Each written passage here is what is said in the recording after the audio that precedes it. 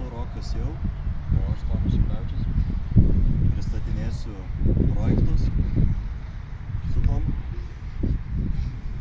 Tai pirma yra naujas UV matuoklis su OLED ekranu. Čia yra truputį pakeista versija praeitų metų projekto, kur buvo su LED lemputėm. Bet mes nusprendėm, pakalbėjus su vienu dėstytoju universiteto, kad lemputės tikriausiai nesimatys dieną.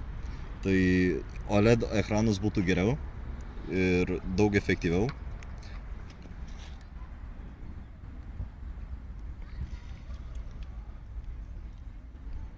Nelabai čia matysis, bet...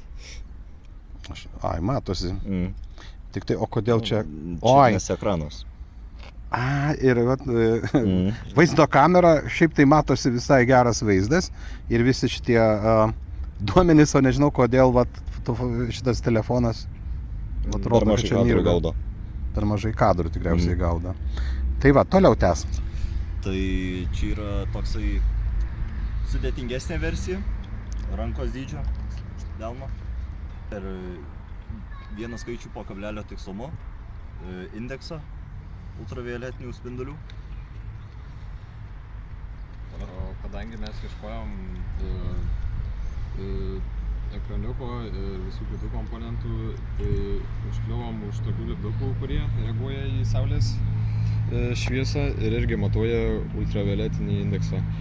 Ir sugalvojom tokį raktų pakabuką padaryti, kuris nereikalauja jokios elektros ir tiesiog galima pasikabinti ant raktų ir žinoti visą laiką ultravioletinio indekso lygį.